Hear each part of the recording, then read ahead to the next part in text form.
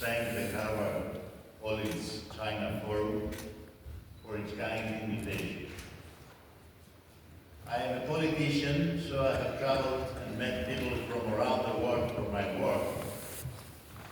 But in all countries that I have been through the years, I know that the most dynamic, creative, and open-minded force in its society are its young people, and particularly its university students.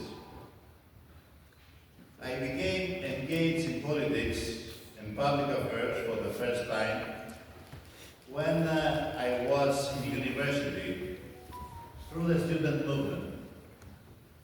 And I remember the first time that I left, that I felt it was important not just to learn about the world, but to want to affect it, to change it, to make it better, to find a place in this world for yourself and your beliefs.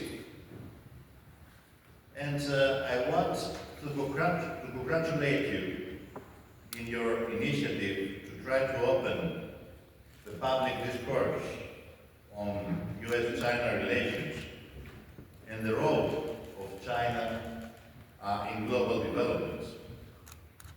For sure, this is not an easy time for this discussion.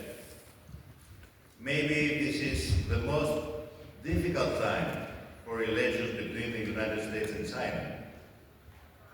But this is why initiatives like the one that we are organizing today are more necessary than ever. Because we have to acknowledge what is happening and why it is happening. We have to open up and protect the academic space here in the US, in China, but also in Europe, to speak about all this, to agree or disagree, but also to discuss how to overcome the difficult period. And I'm very encouraged to see all the many different areas of discussion in today's forum, because it proves that the agenda of dialogue and engagement between China and the US, and in general between China and the West, is bigger and more important than the agenda of conflict and disagreement. As we all know, we live in a multipolar world and a globalized economy facing multiple crises. A world that is more unstable than ever, where the post-war international order is changing. Of course, there were many weaknesses to the previous international order that have led us here. But its strength was that international law remained its reference point even when it was violated. In a period such as this, there is a great risk that we accept that the new reference point is the logic of might makes right.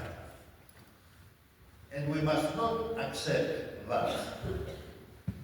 We must not accept that it is to the interest of our people to have a world with no rules.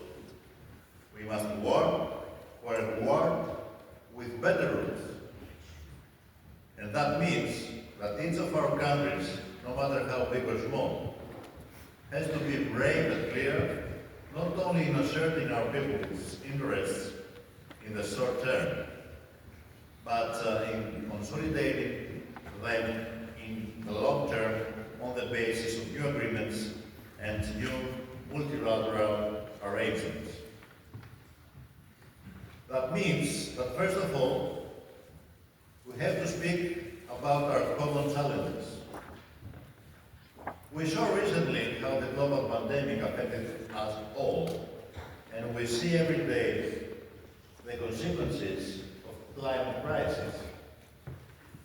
As we see how fast artificial intelligence is developing, how important it is to use its positive potential, but protect ourselves from its abuse. And we all see every day the terrible consequences with thousands of civilian deaths of the wars in Ukraine and Palestine, but also in Africa. Today, working for peace that is as just as possible is more necessary than ever, as is working for nuclear non-proliferation. So, on these existential issues, we have to find more common ground and take our engagement further. But also, there are areas on which we are in economic competition. So we must work for the short-term economic interests of our people and for the protection of our companies.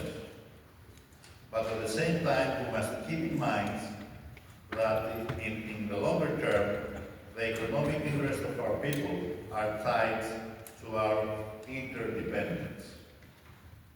Establishing and respecting common rules and to coming to difficult but necessary agreements instead of strengthening trade imbalances or investing in tariffs and protectionism.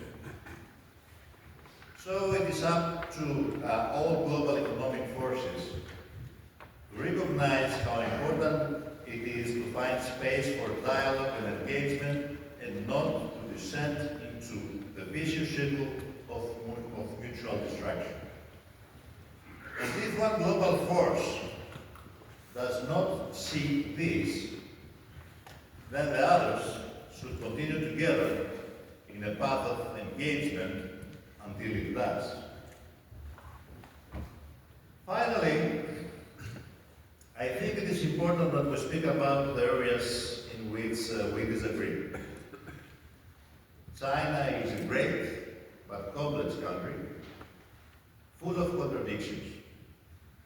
There are millions of people that have left poverty behind, but also there are areas on which we disagree, and we must be able to speak openly about them.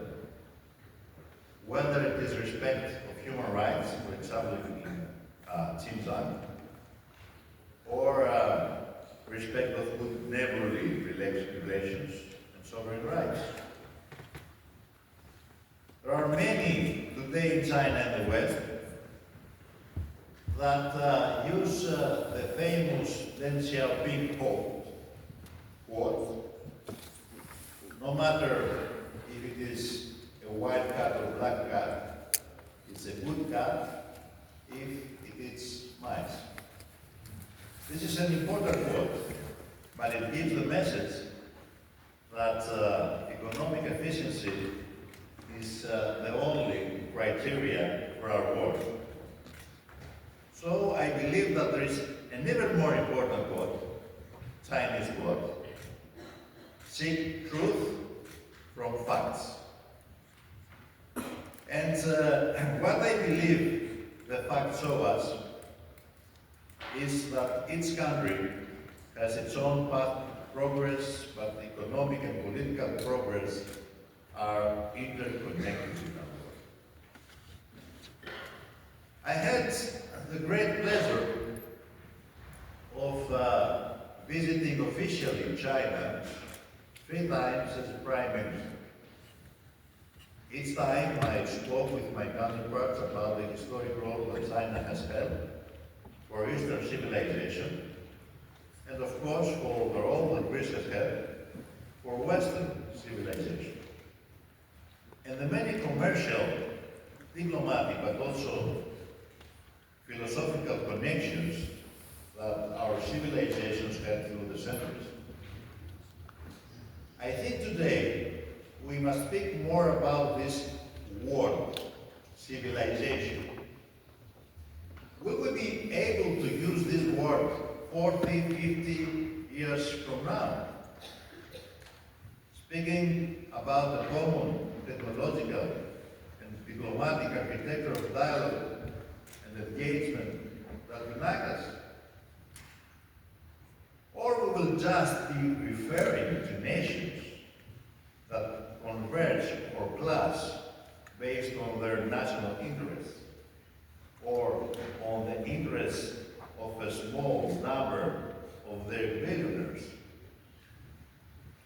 I believe today more than ever, we need to search for this word, civilization, to search again for this word.